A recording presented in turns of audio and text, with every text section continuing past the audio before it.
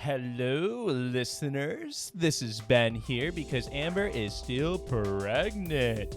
And we have a very special shout out for today for our new patrons. That is Elle, Diamond, Kimber, Janice, Keisha, Patricia, Kate, Tatiana, and Kyrell. Thank you so much for supporting us on Patreon.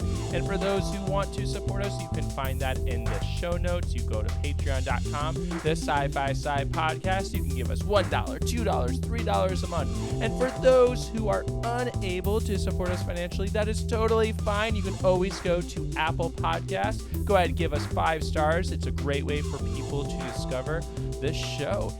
So here we have a 5-star rating podcast review titled Always Entertained. This is from Ms. Neek. Thank you so much for this amazing 5-star review. Ms. Neek writes, "Hey y'all, I first found y'all on TikTok, instantly followed. Then I found y'all on IG, instantly followed. And then I found y'all podcast/YouTube, instantly subscribed.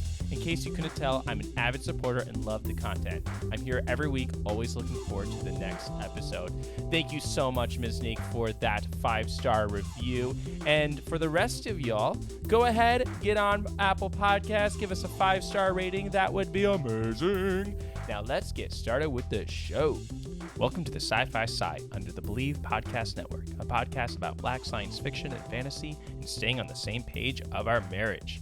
Today for episode 82, we are joined by Kwanza Osajyefo, the creator of Black, a comic series that explores the question, what would the world look like if only Black folk were the ones with superpowers? Critically acclaimed by IO9, AV Club, Complex, and that little New York magazine called the New York Times, Black has expanded into an ongoing series called BlackAF that we hope will not end. So here's our interview with Kwanza Osajyefo. All right, so we are here today with Kwanza Osajyefo, the originator and one of the amazing creators of Black, a comic series and world-building superhero extravaganza that explores the question, what would the world look like if only Black folk were the only ones with superpowers?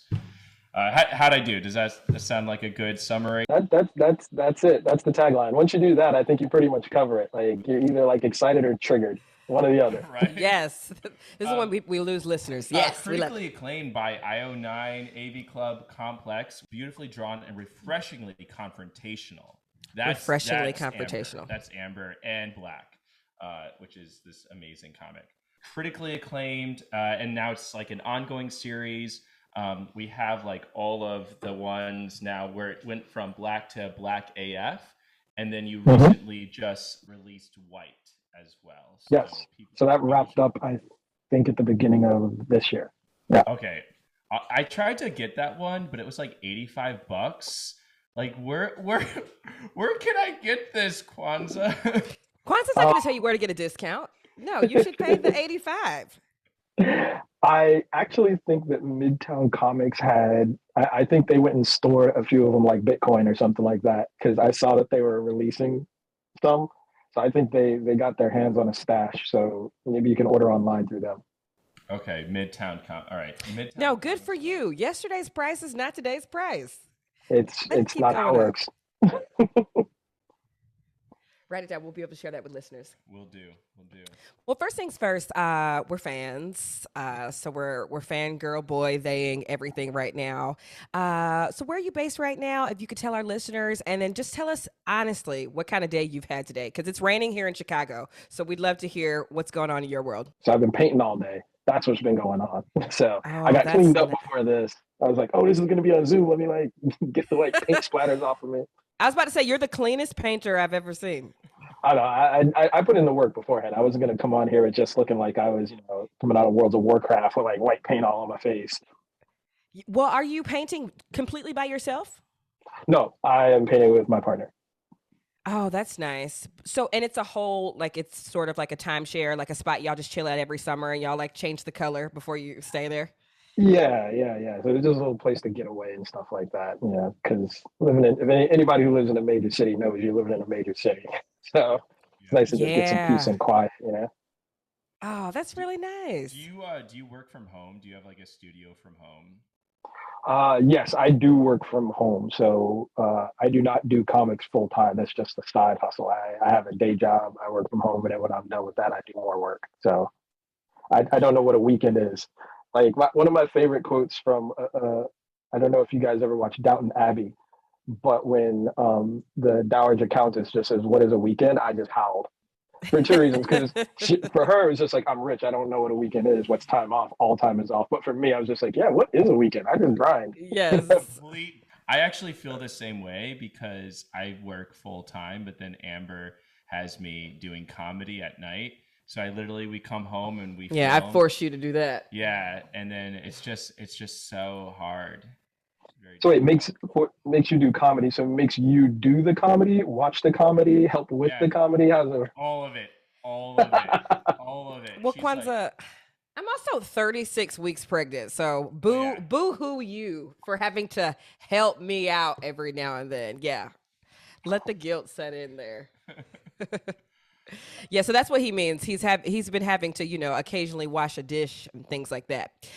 So, it's been tough titties around here for Ben, but he's making it work. But they're painting together, so maybe you should take notes from Kwanzaa and his I, partner. I think the last time Amber and I painted together, I ended up just listening like Tina Turner and like eating like cinema buns as you painted with your. I was not very good at painting, so I'm not great at it either. I have strong management, so my work gets corrected. I do better. I Yeah. progress. Well, And you have listen, to. Well, especially I truly was shocked when you just said that you weren't a full yeah, comic book yeah. creator. I'm sure people are shocked when you say that. So speaking of sort of like painting and creating as an artist, like you said you're really self-disciplined. Like when do you create these masterpieces as well? And also, and what do you do full time if this is what you do on the side? I work in advertising, Mm. and I'll just leave it at that. That's what I do to pay the bills. It comes with medical coverage and all those good Yeah, things. all that I'm a, adult crap. I'm overly pragmatic in that way. So it's like I get up in the morning and that's when I write. So when I wrote Black originally, I just made it part of my morning routine. So it's like Yeah. those first hours in the morning, because I'm also a bit of an early bird. So it's like those first hours in the morning when ain't nobody bothering you, just sit in front of the Correct. computer and just like crack stuff out. Like, and your mind is fresh too. It's like nothing has interrupted you yet. You got your coffee, you got your computer, and then you just like spit stuff out. Life has gotten busier, so I've had to like work it in between. But that I just find the time. Kwanzaa, did you have to be convinced to really breathe life into Black? I know as a full time creator, people were like, no, you really should get on TikTok and map this out, and like people want to see this. So was Black sort of something that you've been creating since you were a kid that your friends had to be like, show this to somebody. I see you doodling on napkins at restaurants and stuff. Kind of. So like I have Black is just one of like dozens, maybe doubles of dozens of ideas that I have, and it was actually my wife who pushed me because I've had Black is just one of those ideas. I came up with that idea over 10 years ago. And among other ideas that I would just noodle around and like bore her with by telling her, like, oh, here's an idea that I came up with. She was like, why don't you just pick one? So like, pick one and do that one. She's like, because they all sound fantastic, but pick the one that like you want to do. And Black was just that one where I felt like, man, if I don't do this idea, I'm gonna be mad if somebody else comes up with it. And since it was like something that I had sat on for like over 10 years, I was like, all right, the fact that nobody's thought of this kind of idea yet means I should just get off my butt and do it. One of the greatest things that I appreciate in comic books is that someone will come up with an idea and they'll just present this world. So like you sort of had the original idea of Black, but you've allowed like other writers to come in and support, and like you're very collaborative. So can you just talk about like how does it feel like to create this amazing world and then be like, here's my like world, here, come play with my characters and create your own story. Well, I think that's always been like, the pie in the sky goal for it because when I originally came up with the idea and, got together with my team, I put it on Kickstarter with no expectations. Like I was just like, this is the validator here. It's like if people are vibing with this idea, we'll, make our money. If we don't, then we won't. And it really turned into like something a lot bigger. We made our goal in like 3 days and then some money kept coming in and stuff like that. So I was like, all right, people want to see this. But with that came the idea that like, this is something that's bigger. you know, I've always been collaborative in the sense that like I really respect people's crafts. I am not an artist, so of course I found one of the artists I respect the most, which is Jamal Igle, Kari Randolph, who made all those amazing covers for the series and stuff like that. And you know, and then my co-creator Tim Smith, who just you know helped design all of the characters with an aesthetic that I felt like was very black.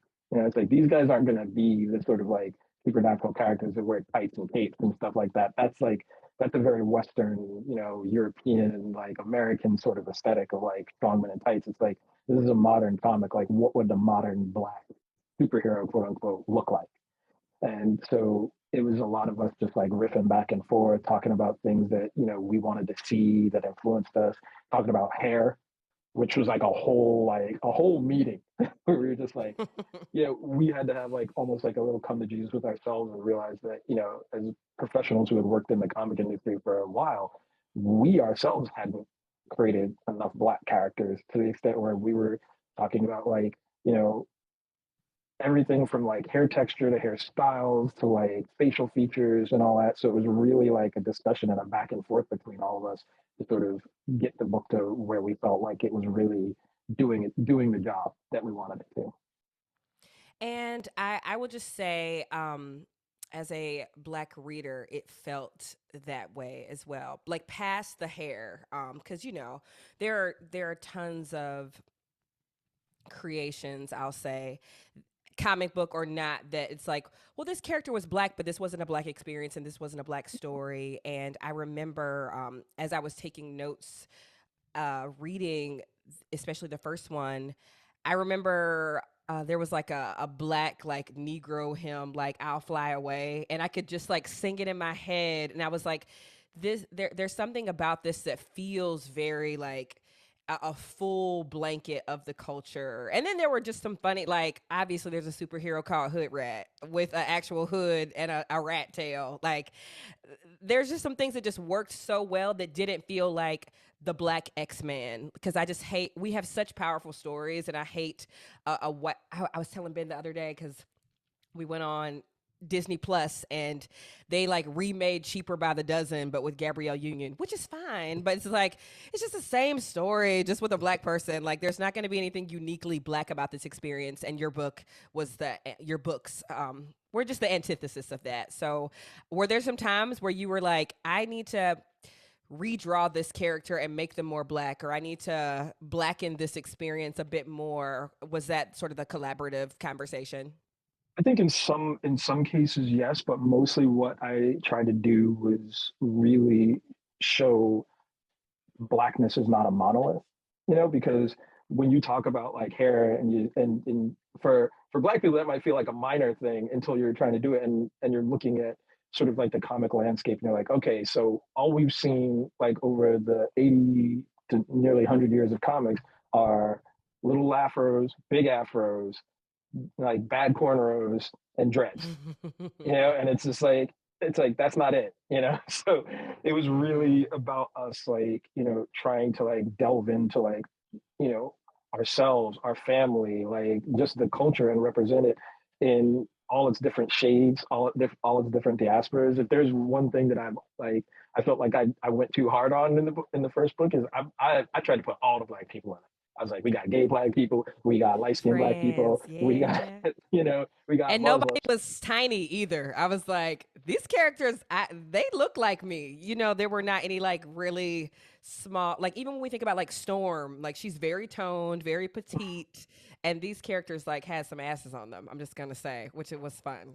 Yeah, and I sat down with the team because you know I kind of do like full profiles on a character beforehand, so I kind of like where are they from, what's their like angst and stuff like that. So I kind of have these tethers, so when they're in the story, like they feel like they actually come from a place. You know, even if you don't see it in the story, I know where they come from and why they're behaving the way they're behaving. You know, so you have like one character, Zero, who's like albino, which is an interesting thing, you know, in a black superhero comic to have an albino character, you know, who's like his blackness for him was always like, you know, challenged because he doesn't, you know, he looks strange, you know, to like his own culture and stuff, and that creates conflict. So those little things to me felt like very important to put in there because again, generally we're just like either the token sidekick, in a lot of like superhero stories, or we're not like, the majority or the central feature. So this is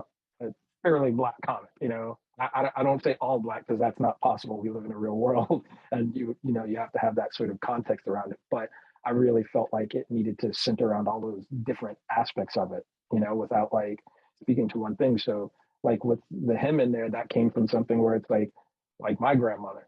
It's like is Sunday, or Saturday, you were doing chores, you were doing work, and she was singing, and you groove with it. It's something that like whether or not you kept the faith or like do that yourself, there's something about like gospel and stuff where it's just like it's just part of you, and there's always, this sort of like love for it when you hear it. That doesn't turn off. It's like Yes. I'm an atheist, but you start singing some hymns, Yeah, and I'm but like, this song, yes, you're like, I still will play this on Saturday morning. I say amen in church. It's like I'm definitely I'm not spiritual, but I'm religious in the sense that like that power of grounding of religion is like it's important. It's important not to lose. I heard Tanana Reevdu say the horror writer make the comment like they can never talking about especially queer black folk is like they can never take the music. They can take the church away from you, but they can't take the music away from you, and that's sort of always stuck with me. So to that point. Yeah. Yeah, let's get into like the specifics of Black. So we're sort of thrown in and we're introduced to Ellen Waters, who is actually I read in the back is based off of your mom, Yes. Detective Waters, and there's just like a really great line where Ellen Waters, who's this detective, this cop, and she's like talking to this police officer who's shot and killed a bunch of young black boys, and his response is like, oh, they fit the description, and then her response is to that like, don't we all? Do you remember like that writing that line, because that sort of moment was like you're like, oh, this is and it's so early in the story where you're like, okay, now I'm drawn in. So I really wanted like there to be like, two sort of POV characters in there, because I knew that Kareem like was going to be the central protagonist who was brought into the world, but I still wanted somebody to see the sort of outside world where this was being kind of hidden, and they're trying to like find out like, yeah, like this kid just didn't disappear. I saw what I saw. Something else is going on here. And in establishing like Ellen's character, I wanted to kind of put this other kernel of what I saw in my mom was, which is, you're going to respect me and I may forgive you, but I'm not going to forget, sort of like, like person. And when I was writing that line, it was because I think often you get this sort of like expectation for forgiveness, and among white people for past things that they suddenly want to, say like, oh, I know I was wrong now, so it's okay. And it's just like, no, it's not. We can keep going with this conversation, but I'm not. You're not getting a pass just because you want to be forgiven. Like you wanting to be forgiven isn't something that you just get, you know.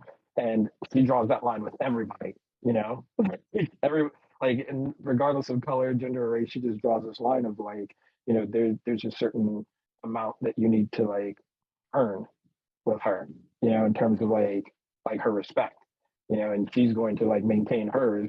Like it's like certain points in the book where people are like, can I call you Ellen? She's like, you can call me Miss Waters or Detective. Like that's what you can call me. And I Mm-hmm. just felt like that was something that would define her character throughout and kind of show how she don't play.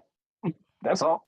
Having her in there felt for me like I felt like you were asking this essential question of to what extent can you make change within a system, right? And I think like and then you also have the project who are, I mean, the project is sort of this the group for our listeners who haven't read it yet. It's a group of mostly black superheroes who are trying to keep black superheroes secret, or people with superpowers secret, and they're trying to work with the government, and they're trying to work within that context. And then there's another side of the government, a private corporation, the main villain who is sort of there's that tension there, right? And I think like having a cop who's trying to make change within the system, who eventually leaves. Was that a question you were sort of thinking about I, when you were yeah, I mean, writing I the definitely, series? definitely, I think any like black person in America has a certain kind of relationship when it comes to the police, and that that being whether you are an officer yourself or just a citizen, like there's a conflict there because it's like this is who you're supposed to call if there's a problem, a crime, or what have you. But calling them comes with like you're rolling dice on that one. You don't know, and I couldn't imagine what being a cop and being black is like. And so I really wanted to dive into this sort of person because actually my mom, she worked for CPS, Child Protective Services. So she like I heard all about the system growing up and things that like she had to manage, and it's tough. It's like how do you affect change in a system that's built not to change? And I think it was kind of a light examination of like institutional racism and how things are structured in a way that can make you know your ability to change it feel insurmountable, and impossible. So I took that to a whole nother level with superpowers. It's like that just like ups the ante, like the next level. But that's the fun of the comic books to like really heighten the challenge. But with her, it was really something where she was you know trying to be a good person and part of her community and look out for you know those like herself, and protect them. So it was one of those things where it's like I don't feel like it would have made sense to tell a black story without those kind of elements in it. Yeah. Well, speaking of, for me, the characters felt very realistic. Like I found myself being frustrated with Kareem or X and then liking him again. And it's just like, you are so naive. Like, get with the program. Maybe it's like just because I'm in my 30s now. But I'd love to hear a little bit about how you did such a good job of, I don't know, toying with like we're rooting for him and then we're annoyed with him. So, like he would seem naive and then he would say something transphobic and you're just like, come on, kid. Like, and Yeah. now he's trying to save everybody, but he's not listening to Juncture. So I'd love to hear, like, I don't know if you're a dad or you just have like knucklehead nephews, but I'd love to hear what sort of went into his sort of flawed character. Well, that's the thing. The one thing I tried to tap into is something that I always find a little annoying in all media is the overly competent teenager. Because I remember being a teenager and as an adult, you realize that when you're a teenager, it's like, yeah, you know what? I was stupid. Like I was stupid. Like I've got 15 years of experience on the entire planet, and all of a sudden I'm supposed to like become like this hero. So while that stuff can be very entertaining and like young like heroes are always like good, it's just like, no, y'all need to stop watching Disney Channel. Like no 15-year-old got it together like this. It's just not. Maybe a little bit more with like YouTube and like all that stuff. So maybe those Euphoria teams are like accurate. I don't know. But for me, I felt like I wanted to tap into what a 15-year-old dealing with something as life changing as finding out only black people have superpowers and not being competent in that space all the time. Not suddenly like, gaining like magical knowledge or like, an ability that just like gets them through everything. I wanted him to feel real and stumble and have real foils to him because that made him seem like a real teenager, as opposed to just, being super perfect or being like, great at everything, even though he's that central kind of quote unquote chosen one character. It's like he's he's still he's still sitting there like trying to holler at a doctor and stuff like that. He's just being like stupid and from the street, Yeah. and I really wanted to have him maintain that rather than him become like something else like right away. I felt like he needed to hit certain points where things became real enough for him to like go like, oh yep, I fucked up. I need to, Right. Yeah, I was you like, know, he just did feel so much like a teenager, which I really appreciated because we don't get that. I mean, we'll get like Peter Parker not knowing how to shoot the webs correctly, but we don't get like, look at your room, get this together. Speaking of, you know, Could you talk to us a little bit, like a zoom out? Could you talk to us a little bit about maybe like you as a teenager, and were you creating these characters then? Because you said this story is in like 10 years in the making. Mhm. Were you listening to your teacher, but like drawing things under your desk, or how did that really look for you as like a kid in the Bronx? I guess. Yeah, so before I was a blurred before that was a word. Like I was like it was all about like books and reading and comics and Dungeons and Dragons and all the nerdery and stuff like that when I was, growing up. But, I got into comics early. I was reading them when I was barely out of diapers, and it didn't matter what it was. Archie, Richie Rich, graduated, up to like the New Mutants and X-Men. So like for me, this was all like this is what it was. But I don't think it was really, and my mom was always encouraging of that sort of stuff. Like I was drawing all sorts of comics, and she's like, "Oh, you can publish it." That's mom stuff. It's like Mm-hmm. it's like if my mom was my publisher, like my career would be over because you'd be publishing some trash. It's not ready for the public yet. Yeah. Um, but what really changed it for me was I was probably like in high school, and I think that's right when like Milestone had hit. And for your listeners who probably know now or remember Static Shock, Milestone was adjunct imprint of DC, featuring like characters of color, primarily black characters. There was Static or Static Shock, as a lot of people know him, Icon, Hardware, Blood Syndicate, and that was the first time I saw black superheroes, and it just blew my mind because prior to that, you're reading Spider-Man, Superman, like, and I think people don't realize that a lot of times, and even like black people, it's like you're identifying with these characters because you don't have any other options, Mm-hmm. really. So you're kind of glomming onto them and like seeing yourself as them or through them, but they're not you. So when I first saw Static, that was when I was just like, he's nerdy, he's like black. He rides around on like a manhole cover and got electric powers. I'm gonna let that pass. You got a lot of black people with electric powers, but like other than that, this is what's up. Like, and I got so amped because I had been, drawing and writing and all this stuff as a young person. That is also the first time I looked at the credits and read the indicia, which is like the little like legal type that's at the bottom. And it's just like these are made by real people. These are made by black people. Wait, what? And so I called them up on the phone. It was just like, hey, Oh, as like a teenager? and I was just like, hey, I'm the hot new creator and stuff like that. You should look at my work. And they said, okay, come in for an interview. Not no cap like that. And I was just like, Wow. and I was like, mom. She's like, who you on the phone with?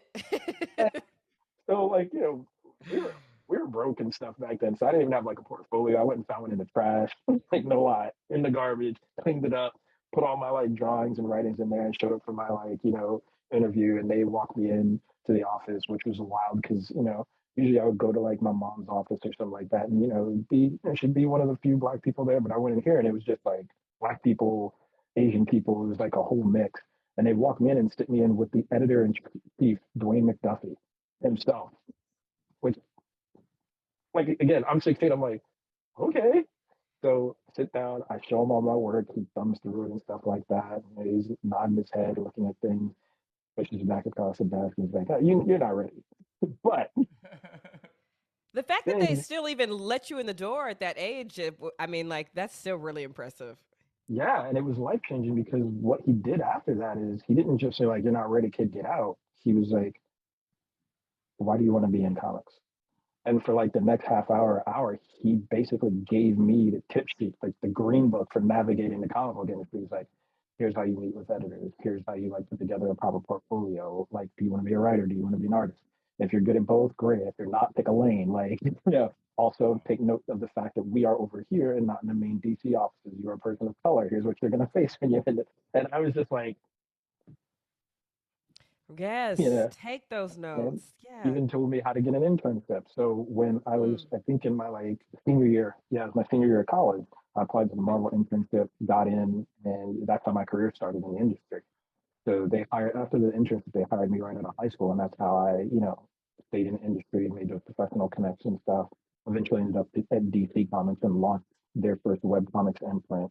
So it was because of him I even had a career in it. Because then when I left DC, was when I decided to do Black. I was like, all right, well, I've done both publishers. I'm not going back doing any of that kind of like editorial work. Let's, pursue some of my own ideas. But I attribute all of that to him and the work that him and his co-founders like put together, because it influenced generations beyond what I think they even know sometimes. Well, I mean, prior to meeting with this like powerful room of Black creators and different creators of POC, were the characters that you drew, were they white until Static Shock, or did you always draw different characters that sort of I reflected you? I think I always injected myself in there, because I wanted to be that superhero. So I think I was often the Black person in like maybe my cousins and stuff. So, you're a little kid, like that's how your brain works. It's like, all right, you're gonna be like Super Birdman and I'm gonna be like this character. So I think that's how it was. And I think that's why it clicked, because the thing that I saw as a professional in the industry was a lot of the reasons why you don't see a lot of representation in comic books is because there aren't a lot of people of color working in the industry. Like, there's not a lot of Black editors. There are more today. There's more today, female, like of color, LGBTQ. But 10 years ago, no. Right. 20 years ago, definitely not. And that sort of thing influences the content, because it's not even on people's mind. You put a room together full of like white dudes, straight white dudes. What do you think you're going to get? Mayo. Like, that's what you're going to get. Like, it's not like you're them thinking of, there's no seasoning happening in here. There's just none, and that stuck with me, because then it became more about like, all right, I know two things. I know that it's not necessarily like Machiavellian or anything. It's definitely systemic. Yeah, there's probably definitely some bias and bigotry in there, but that's not the only part of it. But also, because that system is the way it is, whether it's like passive or aggressive, something like Black will never get that published at a major publisher. So it was on me to like, take advantage of other systems. So crowdfunding became the way that I was going to say like, yeah, this idea that you would probably gatekeep and tell me to change like, or make, one of the characters white just to throw Right. everybody off. It's like, So I'm let just me going to put just it out in produce it. public. Yeah, I'm going to put Right. it out in public and see what the people who are actually going to read it and buy it, let's see what they think. And they responded. Yeah, and the white characters you have in Black, they're called Washington and Adams. I thought that was a nice little. Yes. And man. Yeah, all the agents are named after early presidents. I love it. That's a theme. And man was something where it's like it was a play on two things. Obviously, the man, because I've always found that to be like funny. Yeah. Like your old uncle be like, the man. I'm like, who is this man guy? Is he like Florida man? Right. I said, there's the man Yeah. and there's Florida man, but it's just funny. But man is also like an ancient Germanic name. So there's a whole history of like the man family that I'm looking to explore in like future stories. But I wanted it to be tied to something that, really felt generational. And that's what I explore with his family in White, where it's just like, how do these things get passed on? Like what's like white identity and stuff like that? And how do you how do you maintain it and break that cycle? Because I think we live in an era where people keep thinking we're supposed to be post-racial. It's like, but y'all are holding on to it real tight. Like, I don't really like. I don't know Right. what you. I don't know what you want, because you're saying one thing, but you are doing a completely different thing. Yes. Yeah. Even with this whole like critical race theory thing. It's like, well, you're saying you want us to get over it. This is one way, and then they're like, well, Yeah. but that's indoctrinated racism. You're like, it's not. This is actually the conversation that we're trying to have. We're gonna take a quick break, and then we'll be right back. Before we continue with the show, I wanted to talk a little bit about NOOM. NOOM uses the latest in behavioral science to empower people to take control of their health for good through a combination of psychology, technology, and human coaching on their platform to help millions of users meet their personal health and wellness goals. A lot of people face pressures to change themselves to fit other people's expectations, and the more freeing solution is to find things that work for you. NOOM understands that everyone's weight loss journey is unique, and what works for someone else doesn't mean it'll work for you. That's why NOOM's approach adapts to your lifestyle. It's flexible and it focuses on progress, not perfection, allowing you to work toward your goals at a pace that's comfortable for you. NOOM Weight makes it easy to start your weight loss journey and stay on track with personalized lessons that help you gain confidence and practical knowledge, one-on-one coaching, and a cognitive behavioral approach that teaches you how to be mindful of your habits. 75% of NOOM weight users finished the program, and more than 60% of users that engaged with the program kept the weight off for a year or more. So start building better habits for healthier long-term results. Sign up for your trial at noom.com/believe. Again, that's Noom, NOOM.com/believe. And we're back. Kwanza, get into how you feel about critical race theory. Well, I feel like critical race theory is a distraction from what politicians who are against it are really talking about, which is diversity, equity, and inclusion. They're using that as a cover, essentially, to rail against things that they label under wokeism, which is basically people of color, women, LGBTQ having any sort of progress. So it's really disingenuous to have people sit there and present something that is constantly being said is not taught in like public school or like lower education and act like it's some affront on them. But that's how they get bills like the "Don't Say Gay" and like anti-woke bill and stuff. And it's just funny because like it's definitely a lot of like grounds for me to pull new ideas for stories from, but it's also like sadly unsurprising. I think it was one of those things that when we first launched Black on Kickstarter, Obama was still president, and I did have a moment where I was thinking like, am I poking a bear or something like that? Maybe we are post race.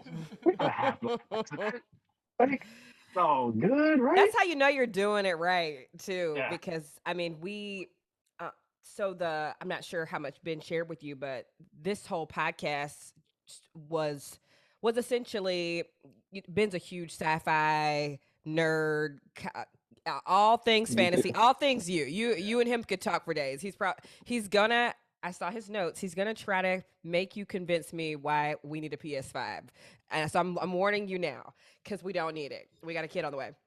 But so I prior to this podcast, I exclusively read Black authors, and I was also reading, Toni Morrison, Samantha Irby, Roxane Gay. I read memoirs, I read satire, self-help, drama, and so we decided to do this podcast. And I was like, the rule is we could only support Black authors and Black directors and things like that in sci-fi. And I truly went into this thinking that we're going to have 10 episodes and then I can get back to reading what I want to read. And here we are like a year and a half later, and I'm like, we have such a long list of books. We have such a long list of comics. We have such a long list of movies. Like we're watching a movie tonight that dropped, yesterday, and we got Jordan Peele's Nope coming out this summer, and it just like this list keeps piling up, and it really shows me the ways in which I even could have benefited from critical race theory in high school. And that's what, white people are assuming, like, this is all about just educating us. It's like, it's actually not. Like, Black kids didn't learn about Black history.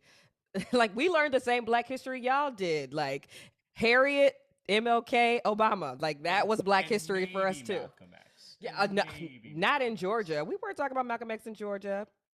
I was in advanced English. We did read Malcolm X, but I think that was also the semester when all the Black kids got like real upset at the rest of the class.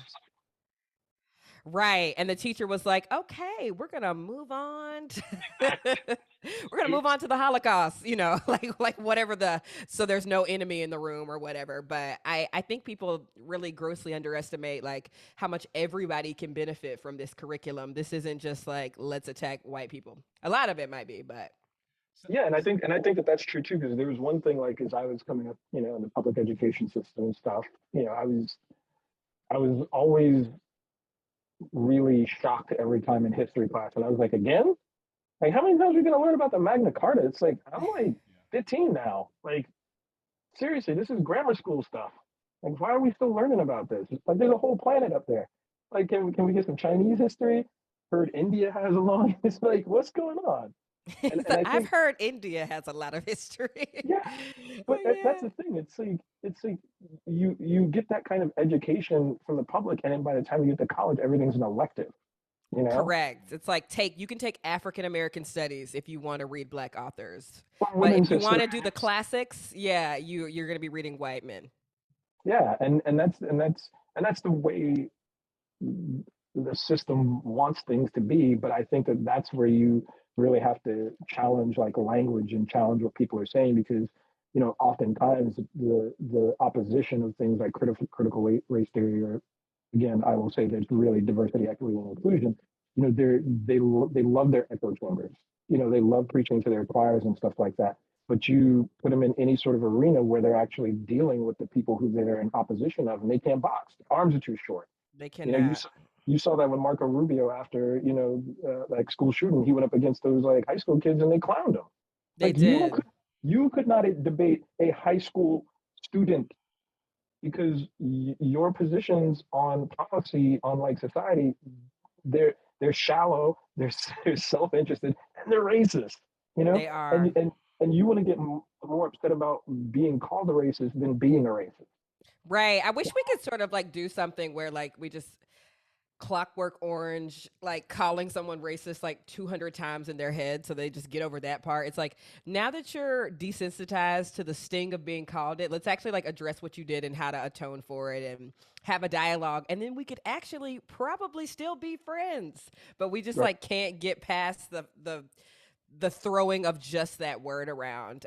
And these kids will let you have it because they have they have the information right here. We have the information right here too. It's Yeah. so interesting, just to that phrase of like white people being so sensitive, being called racist. In Black AF, America's Sweetheart, you sort of explore the question like, what if Superman was instead like a black girl adopted by a white family? That's sort of the exploration. And I can't tell you like how many times I've read stories or known people who are like, oh, I can't be racist because I'm a white person who's adopted a black child. And this is the first time where I saw this sort of being explored, and and you use it in a very exaggerated sense, where like this young black girl's father is part of the U.S. He's a U.S. He works for the U.S. government, and so he's using her for other reasons. But in my mind, I kept on thinking of like ways in which I've seen this played out in less nefarious means, but definitely played out. And was that something you were thinking about putting together America's Sweetheart? Oh, absolutely. I mean, one, I just wanted to kind of flex after doing Black and like do a YA book because my publisher was just like, wait, what? This is a sequel? I was like, well, no, it's not the sequel. It's like, and second, I just want to write a YA book that's, for young Black women. Like that's my audience for this. I want them to see themselves as the archetype. But I also wanted to explore the idea of, Blackness being raised in like a more traditionally conservative family with those kind of views because there's this there tends to be this like separation of black people from Americana and from like the American history. And it's like, well, we built American history, like we literally built this country. And I think that's one of the conflicts that black people often have with America because it's not like I think if any black person has ever explored like moving back to Africa or like finding their roots, I've definitely done it. I did my DNA test and then I started looking into it's like, okay, Congo and Nigeria, let's go. It's like then looking into it and be like, I don't know if I can move back there, like because just because you start like studying and like it's like I don't think that like it would be a culture shock. I think it would be something where it's like it would be a long time before I felt comfortable because I'm just Americanized. Yeah. But that's not a bad thing. It's like I am American. Like, I'm black. Like this is my country. My roots are in it. And I think that's the thing that like people have so much conflict in coming to terms with. So I really wanted to have this young character in Black AF who was kind of going through that in like in her own scale. So here she Hmm. is. She has these values that would make like Candace Owens like jealous and stuff like that. Hmm. And she and And she has she says that superpowers. too. She's like, I'm not gonna be like these other black superheroes or these other black people that have superpowers. Like, I'm gonna do good. And I'm like, girl, if only Exactly. you knew. Like your family has clearly put that message in you, and we see that all the time. It's as black people. It's um I feel like I heard my grandpa say one time, like, black people, we just getting ourselves killed by the cops at this point. And I was like, you don't, because, and of course, he's coming from a time where it's like, if I didn't have all my ducks in a row, I was killed versus now I'm like you young kids asking a cop for your Miranda rights is asking to get shot, and you're like, you're mad at the wrong person right now. Like, you know, those very just antiquated views, and you see that with either like biracial children who have mostly a white upbringing, or like, I'm not trying to say like a white mother, but like if your mother is white and you're biracial, that might just come with something different than what my child will experience. So Yeah, and I mean, yeah. and again, that goes back to what I was saying before about like blackness not just being like one thing. It's like no matter what, your child's gonna be black. I mean, it's not Right. like it's like however you raise them, like the world is going to View tell them your as child a completely different thing, which you may not have any control of. So I think that's sort of what I was exploring with America's Sweetheart as well, because she has these values that once they like get expressed in the real world, she gets checked by it. She's like, oh, I'm gonna put on the red, white, and blue suit. I'm gonna like stop runaway trains. I'm gonna do this, and then the world is like, oh, cool, cool, cool, cool, cool. Are you a black person doing all this? trying to do all these things. Yeah. And she's like, what? Because and I very much wanted to make her the kind of character who's like, she is a good person. Like she's up and down, like apple pie and all that stuff like that. Mm-hmm. It's the rest of us who are a mess, and that's kind of the conflict she comes in with, like her antagonist, who very much has that like sense of like, girl, you are a fool. They do not love Correct. you, and Right. you have all this power and stuff like that, and what you're gonna go and do is like save them from themselves. Like, please, like it does not end well ever. And I thought it was important to kind of explore that sort of character, especially through the figure of like a young black woman. How does she navigate that kind of space and try to be true to herself? Whether you Mm-hmm. agree with her or not or whatever, it's like how does her true self exist in that world and still remain kind of whole? And it was an interesting journey to kind of write that through like that superhero like pastiche. That sort of struck me is that you have this montage in America's Sweetheart where she is saving survivors in New Orleans after a hurricane. And she's just sort of doing her daily act, but because she is a black woman saving black people, it becomes highly politicized. The more like articles or interviews I listened by, either about you or like by you, it was so interesting to hear like people call your work like politicized, where um for me, like reading it I get why people would say it's politicized, but you're telling like a story. It's I find that so interesting. Like how do you, because for me it doesn't feel politicized, but I like, do you feel that it's politicized, or are you just like telling a story? I don't know. I don't Yeah. think I'm making sense So by my question. like as the author of this, I can tell you that it is not a political work in its intent. Yeah. But as any black person will tell you, right? I think it's like our identities are politicized Mm-hmm. Right. Like this by podcast is politicized by. yeah, It's like and we're just and doing black nerd shit, and they're like, but it's political. right, which to be honest is like political is just a sort of white nationalist code word for black. I Right. mean, it is. It's like because you'll say anything that makes you upset is political. Like that. That's Yeah. pretty. That's it. Like Yeah. I dared Tucker Carlson to have me on his show. Like seriously, it's like he'd have smoke coming out of his head by the time I was done, because it's just like you're saying all these things which mean the other. It's like I've studied the books. This is a Southern strategy up and down. You're not saying the thing that you want to say, but everybody who you're speaking to knows exactly what you're talking about. So you say Mm-hmm. this comic book is political. It's not political. It's black. It's stories that you have never read before and you have never experienced, because everything has been done through your lens and to your comfort. It's like, but the minute like Ray Fisher says like, nah, like this dude is being racist and it's Justice League stuff was a mess. It's like, oh, he's being political. It's like, no, he's being a human being. Like Mm-hmm. y'all didn't have a problem when Scarlett Johansson clapped back at Marvel. She got the bag for it, but that was okay. Yeah. Ray Fisher sits there and tells you people who, yeah, they're racist. Like we're being racist, and suddenly he's the problem. Like, no, Yeah. that it's not political. Black is not political. You're bringing that to the table. Something that I really appreciated in other interviews where people like have said like, "Oh, this is so timely," and you're like, no. Like you reference like Dred Scott, you reference things. And one of the things, I don't know if you've ever read the book Medical Apartheid, but it deals with specifically testing on like Black communities, and there's a whole storyline in let me grab.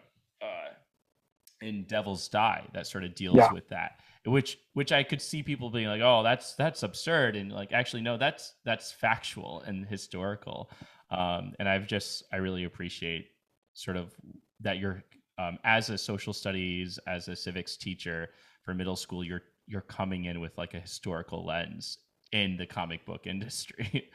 Absolutely. I mean, that was the thing. Like, a lot of people, pro and against, like, had feelings about the fact that like the protagonist was Black. It starts off with him getting stopped by the police. So of course you had some group saying like, oh, that's not believable. Why would the cops get sued? And I was just like, right. I can't even address that. It's just like they wouldn't just shoot somebody. I'm like, It's like, huh? anyway.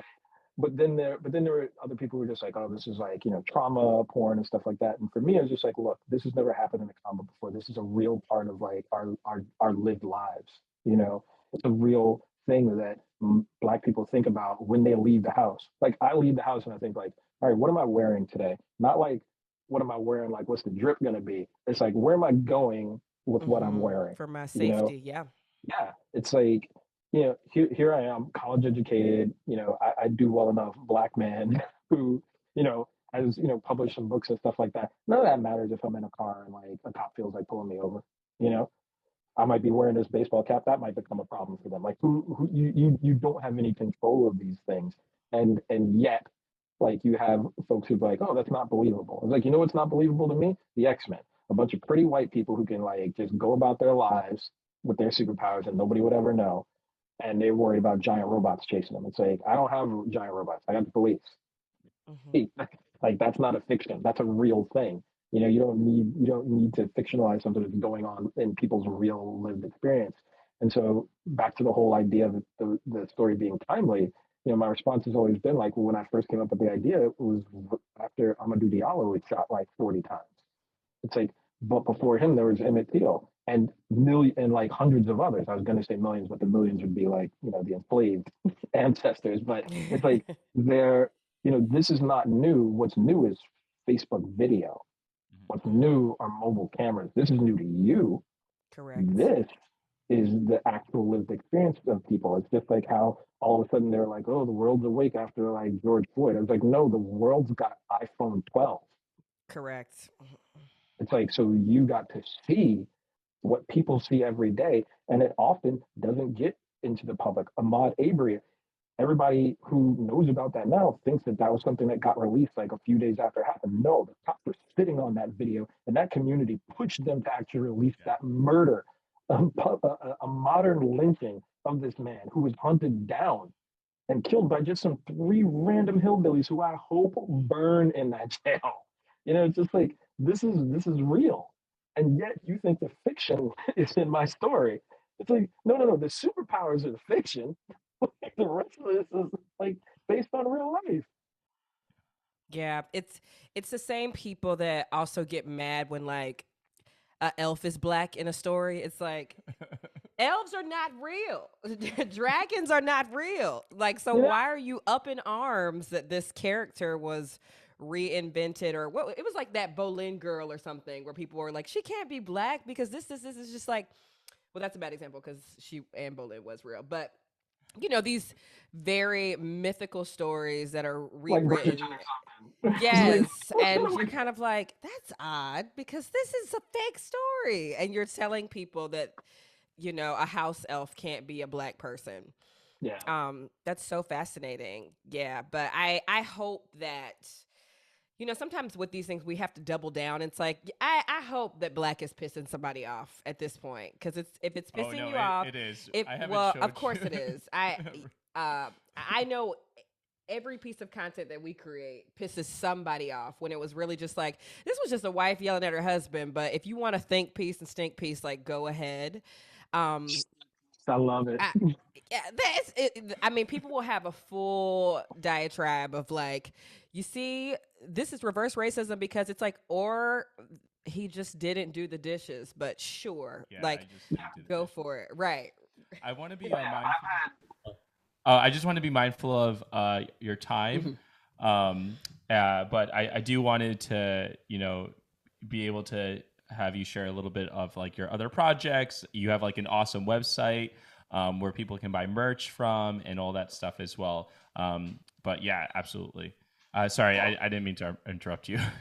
Oh no, that's totally fine. I think what I was gonna say is that like yeah, I've seen those people like there's YouTubers who have done like 3-part series just like tearing down work. Like I'm colored. I'm just like, bruh, you need something else to do with your time, man. Like really, like they're not gonna love you for this, but go off. Um, but in terms of like yeah, the website, yeah, it's blackthecomic.com. You can follow me on like Instagram, Twitter, I guess, at Kwanza. I mean, if you follow me on Twitter, it's just me yelling at like awful things that are going on in the world all day. Like that's the bulk of it, and on occasion clapping back at somebody. Yeah, protect your sanity because there will I used to be always be much people to worse. clap back on. Oh, Yeah, that's good. I am so much better than I am now, but every once in a while, like I'll just You're like like, I got some time today. yeah, or I might troll a little bit. Like I trolled Ted Cruz this morning. I couldn't help it. He was in his feelings about Stacey Abrams, and I was like, you're just mad because nobody don't want you on Star Trek. Nobody don't want you anywhere. Right. Imagine being mad about seeing Stacey Abrams on Star Trek. Like, Yeah, seriously, get a life. I Like, know I don't there's even watch it, and that made me want to watch Star Trek. I was like, you know what? I might give it a spin Yeah, now. Star Trek Discovery is so fucking I know, good. I know. Star Trek Discovery is like doing some dope shit. Like, Yeah. I'm not. I'm behind. I'm the problem. yeah, no, you're not the problem at all. But I can tell you, I was like, Michael is the best starship captain, hands down. I'm sorry, Picard. I'm sorry, Janeway. I'm like, sorry, she's the Ooh, goat. that's pretty. No, That's a And pretty no, political statement it took there, her three Kwanzaa. don't care, seasons to don't get there. care, don't care. Don't care. It took It's like you saw this girl earn her captainhood. Like exactly, two exactly. seasons of being like, how can she's captain? She's the captain. She's been the captain the Yep, whole show. Why are we waiting around for her to be captain? yep. Oh, I love it. That's I never thought of it that way. Is that we see her earn it. Yeah. Yeah. Oh, fucking love it. Also, just talk a little bit about White because you bring back the main villain from Black, and I've heard you talk about like Black and White being sort of like the big connection between sort of this big Yeah. project. So Black is, Black in my mind had always been like a trilogy. So America's Sweetheart, Widows and Orphans, Devil's Eye. They're sort of like Black and White are sort of like I would say like New Hope, Empire Strikes Back, and then there'll be a Yeah. third part that'll like kind of wrap up the core trilogy and story. And with Kareem at the center, but the other stories sort of like explore other characters and places in the world. But White, I felt like was the appropriate response to like what if only Black people had superpowers? Be like, okay, well, what happens once the world finds out that only Black people have superpowers? Like, how do they react to that sort of thing?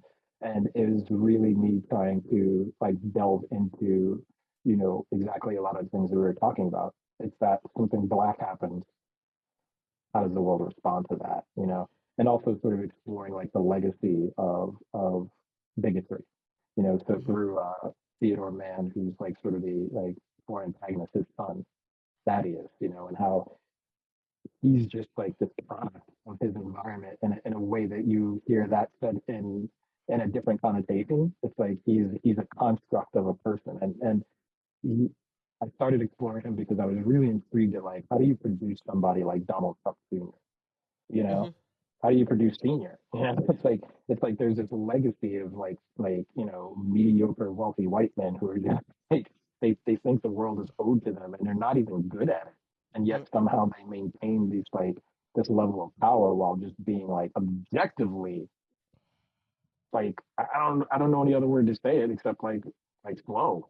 it's like Yeah. it's like if you did not have your wealth, you are the punchline to the joke of not being able to punch your way out of a wet paper bag. Like you are inept people. Like I don't know how this works, and yet you exist in like our minds and in the like echelons of power. So I wanted to explore that kind of character as an antagonist for Kareem X, because he's sort of coming into his power in this story. Like he's finally started to like see his role in things, and like he's a little older, he's still a little cocky, He and stuff still like that. can't He still got some. fly. Yeah, He that's can't gonna be a fly. running joke, by the way. I It's love like it. he's got I all love these it. powers, can't fly. And so there's this sort of tension between those two characters, because here's this one man who's always been told that he's the best, but Mhm. then he keeps getting clowned by this kid who he thinks is below him, and it's infuriating him because everything his father is doing for him is supposed to be handing him the world, and he's just constantly getting like clowned, and it's just driving him crazy. And I kind of wanted to explore that, because you see this play out like in real time, and it's just like it's like deep down you try. It's like what's going on in your head when you go home, because you're trash. Like You you are can see trash, and we the are laughing insecure. at you. Yeah, it's like you can see the insecurity seeping out of you and stuff, and yet the world has to acknowledge your your simpleton self.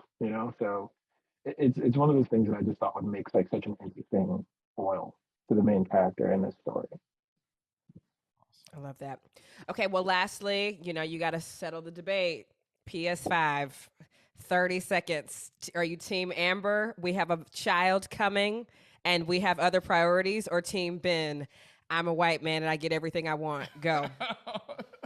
I have to say that It's like, you well, have what am I supposed to do with that? yeah, no, you have a child coming. You can't get the PS5, but I'm also surprised if you even have any ability to get a PS5. We Like that's a don't. miracle too. Like, where you getting a PS5 from? I feel like it's so much more likely to have a child than to find a PS5.